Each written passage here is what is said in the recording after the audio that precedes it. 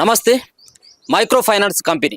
So ఆ పేరు మీద 150 నుంచి 200 కోట్ల రూపాయలకి సింగర్ మంగ్లీతో పాటు తన సోదరుడు కానీ ఇంకో మధు అన్నటువంటి వ్యక్తి నేతృత్వంలో వీళ్ళందరూ కూడా అమాయకమైనటువంటి గిరిజన బిడ్డల దగ్గర నుంచి డబ్బులు వసూలు చేసి మోసాలకు పాల్పడుతున్నారు అన్నటువంటి వార్త నేపథ్యం.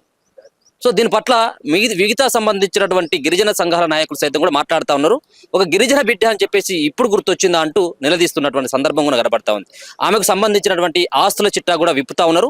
అంతేకాకుండా కేవలం ఇన్ని రోజుల వరకు బాధితులు మాత్రమే ముందడుకు వచ్చిండ్రు, మీడియా ముంగడికి అనుకున్నాం. కానీ బాధితులే కాదు, దీంట్లో చచ్చిపోయినటువంటి వ్యక్తులు సైతం కూడా ఉన్నారు. ఇప్పుడు చచ్చిపోయినటువంటి వ్యక్తుల యొక్క లిస్ట్ సైతం కూడా, ఆ వీడియోలు ఫోటోలను సైతం కూడా గిరిజన సంబంధించినటువంటి నాయకులంతా కూడా పట్టుకొచ్చి మీడియా ముంగడ పెట్టడం జరుగుతూ ఉంది.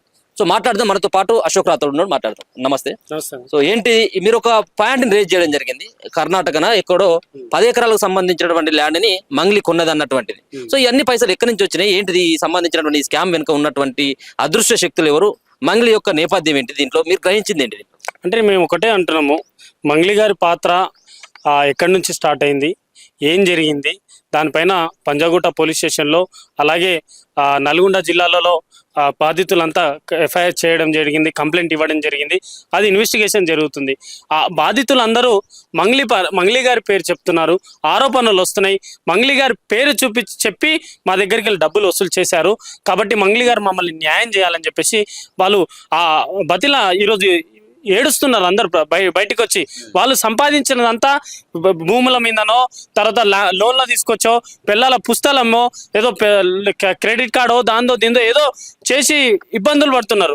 అందుకే మంగ్లీ గారు ఆరోపణలు చేస్తున్నారు.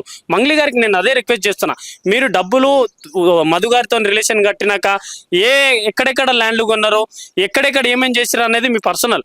మీరు డబ్బులు వచ్చినాయి, మీరు చేసుకున్నారు, కానీ ఆ డబ్బులు ఎక్కడికి వెళ్ళి తీసుకొచ్చారు, ఏ పేద ప్రజలకు కడుపు కొట్టి తీసుకొచ్చారు అనేది ఆరోపణలు వస్తున్నాయి. ఇప్పుడు మీరు ఆరోపణ కర్ణాటక సంబంధించిన ఒక దగ్గర 10 ఎకరాల ల్యాండ్ అనేది మీ దగ్గర ఆధారాలు ఉన్నాయి, కేవలం చెప్తుండే విన్నట్టు. ఇప్పుడు ఈ 2-3 రోజుల నుంచి ఏదైతే మేము అంటే ఒక గిరిజన సంఘాలుగా గిరిజన బిడ్డల మీద మాట్లాడుతుంటే అది కొంత స్పెషల్ ఫోకస్ పడుతుంది. ఇది రాంగ్ అండి. ఇది పేద ప్రజల పక్షాన మేము వచ్చాం. ఇప్పుడు గిరిజన బిడ్డలు అన్నప్పుడు దాంట్లో ఎస్సీ బిడ్డలు, ఎస్సీ ఎస్టీ బీసీ బిడ్డలు అందరూ ఉన్నారు. కానీ 80% మా బిడ్డలు ఉండడం బాధాకరం. అక్కడ మంగ్లీ గారు ఉండడం కూడా మాకు బాధాకరమే. ఎందుకంటే ఆమె కింది స్థాయి నుంచి ఈ స్థాయి వరకు వచ్చింది.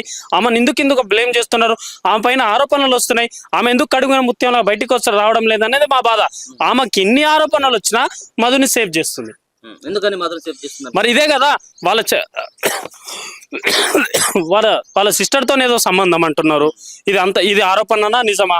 మరి నీ ఫంక్షన్లో ప్రతి ఫంక్షన్లో ఉన్నాడు, నీ పర్సనల్ పార్టీలలో ఉన్నారు, నీ ఇంటికి లోన్లు తీసుకొని ఆయన కట్టడంలో నిజం ఉంది. ఇవన్నీ నిజం ఉన్నాక ప్రజలు కూడా ఏం ఆలోచిస్తారు అంటే దీని వెనకాల మంగ్లీ ఉన్నారు, ఈ రోజు వాడు కూడా కేసు పెట్టడం లేదంటారు. నేను అందుకే రిక్వెస్ట్ చేస్తున్నా, ఎవరైతే ఆరోపణలు చేస్తున్నారో వాళ్ళందరినీ తీసుకొని సిబిఐలో కంప్లైంట్ చేయమ్మా.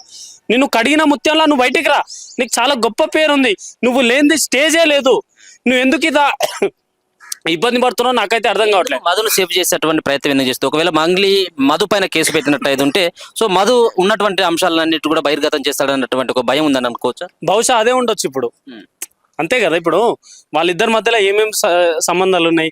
కూరుగులో ఒక 15 ఎకరాల కాఫీ తోట కొన్నారంట, సిమెంట్ ఫ్యాక్టరీ ఏదో కొన్నారంట, జైరాబాద్ లో ఒక ల్యాండ్ కొన్నారంట, పబ్బులు కొన్నారంట. ఇవన్నీ ఎక్కడికి వెళ్ళి వచ్చినాయండి? మిర్యాలగూడలో రైస్ మిల్లు కొన్నారంట, బార్లు పబ్బులు అన్ని కొన్నారంట. ఏ రిలేషన్తో కొన్నారు? దీంట్లో మంగ్లీ పాత్ర ఉందా లేదా? మంగ్లీ బయటికి వచ్చి చెప్పాలి. మంగ్లీ వచ్చినప్పుడల్లా సుబ్బారావు, అడ్వకేటు, హేమకాంత్ రెడ్డి వాళ్ళే చెప్తున్నారు. అంటే ఒక బ్రోచర్లో managing director, co director, assistant director వాళ్ళు ఉన్నారు.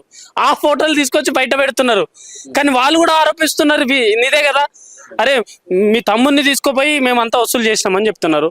మరి వారి తమ్ముడు ఎందుకో అంత శుద్ధ పూసనా?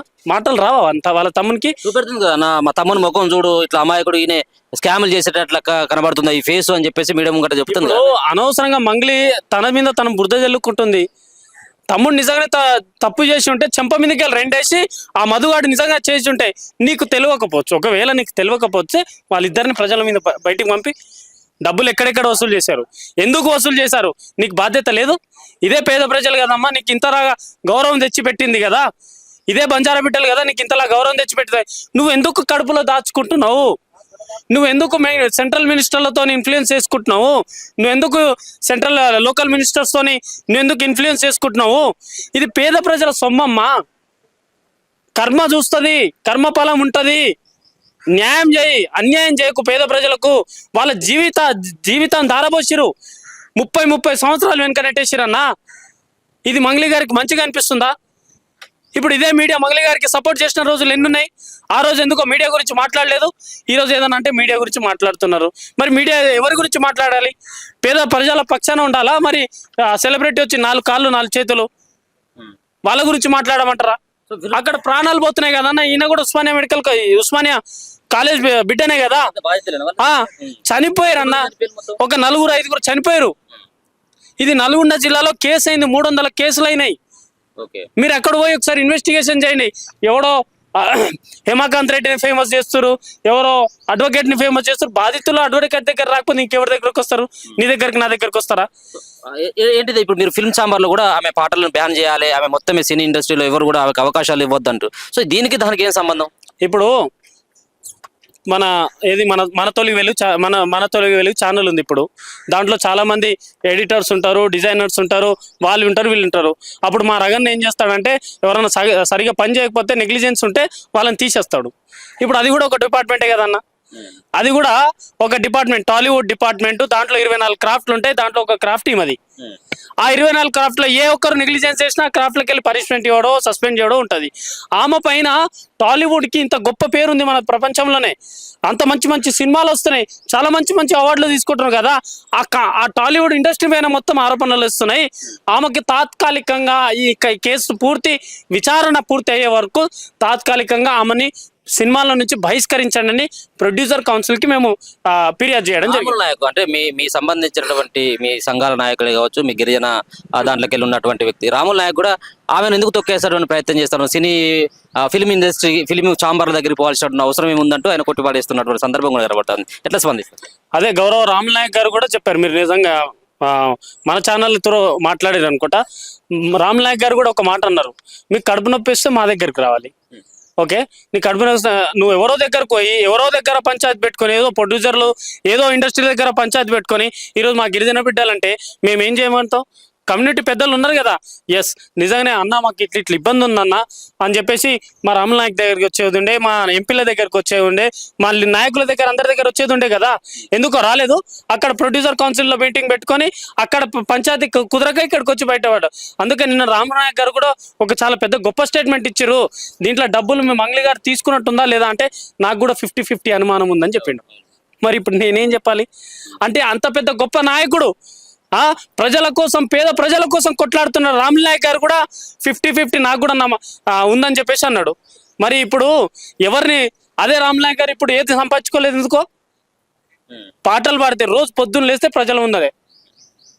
అందుకే చెప్పిండు కదా రాముల్ నాయక్ గారు కూడా చాలా క్లియర్ గా చెప్పిండు. మేము క్లియర్గా ఒకటే చెప్తాం, నీ మీద ఉన్నటువంటి కడిగిన ముత్యంలో నువ్వు బయటికి రా.